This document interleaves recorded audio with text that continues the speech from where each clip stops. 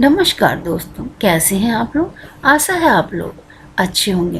दोस्तों, आप लोगों को मेरी कहानियाँ कैसी लगती हैं? अगर आप लोगों को मेरी कहानियाँ अच्छी लगती हैं तो प्लीज़ लाइक कीजिए, सब्सक्राइब कीजिए और सपोर्ट कीजिए। दोस्तों, आज की कहानी पति पत्नी और कम पेइंग गेस्ट का अगला और अंतिम भाग है।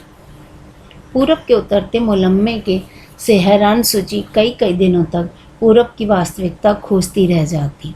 उसकी जुल्फ़ों से खेलता हुआ पूरब उसकी हथेलियों को सहलाता पूरब न जाने कहाँ गुम हो जा रहा था।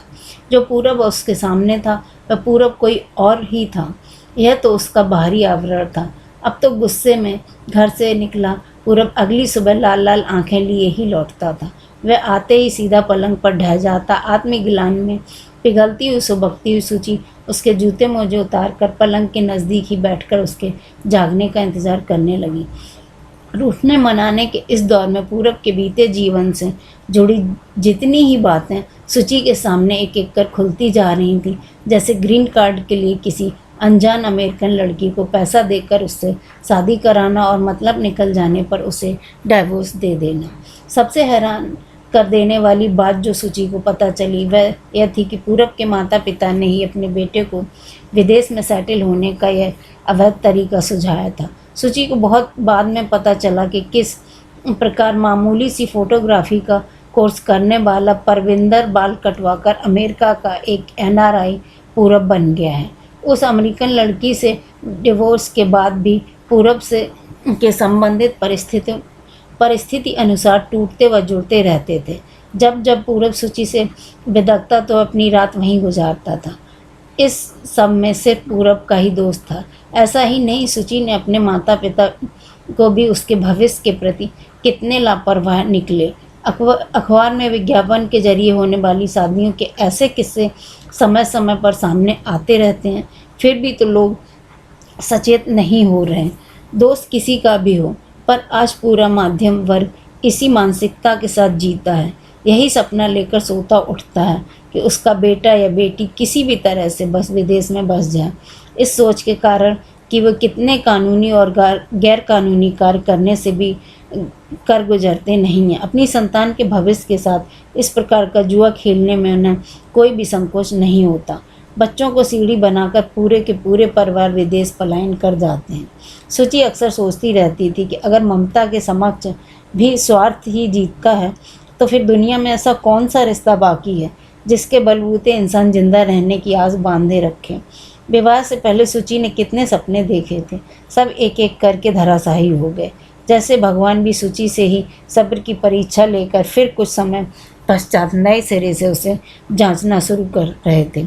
भारत वापसी में उसकी निजी मुश्किलें न होती तो वह कब की लौट आती।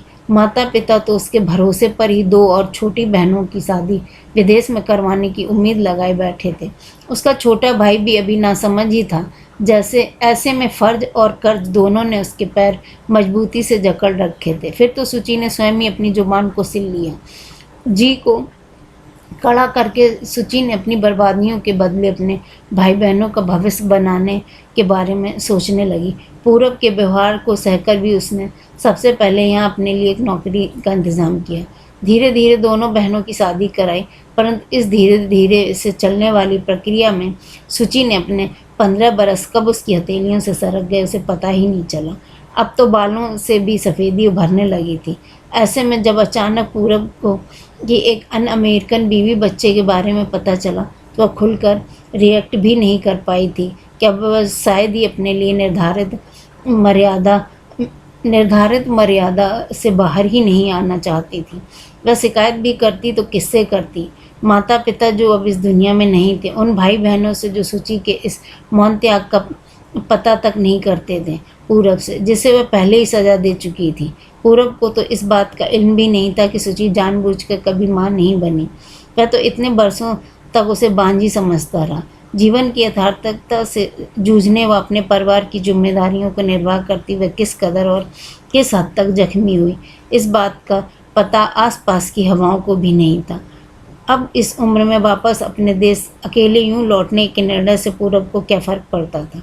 वैसे भी इतने सालों में वे दोनों एक दूसरे की ज़िंदगी में पत्नी कम पेइंग गेस्ट की तरह से ज़्यादा रहते थे, जिनके बिल कभी कभार एक होते थे तो पर दिल के तार कभी नहीं जोड़ पाए थे। पूरब की लाख हिदायतों के बाद भी सुची ने एक दिन अपने डाइवोर्स के कागज़ थमा दिए थे, फिर अपने देश की ओर उड़ान भर ली। उसने तो भाई बहनों को भी अपने लौटने की जानकारी नहीं दी थी। वह नहीं जानती थी कि वह उसके आगे क्या करेगी, इस उम्र में कैसे जीवन की नई शुरुआत करेगी। वह तो सिर्फ जानती थी कि उसके भीतर का भावनात्मक जब अभी तक सूखा नहीं है। जीवन के प्रति उसकी प्यास अभी भी बाकी है। अब वह बैलेंसिंग एक्ट बनकर रह सकती है। सुची आज पापा से ये क्या कहना चाहती थी कि पापा सुनो, उसके भीतर की गुलाबो ढेर नहीं हुई है।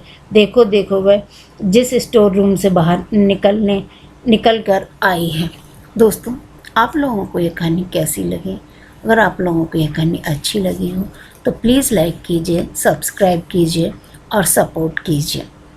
धन्यवाद।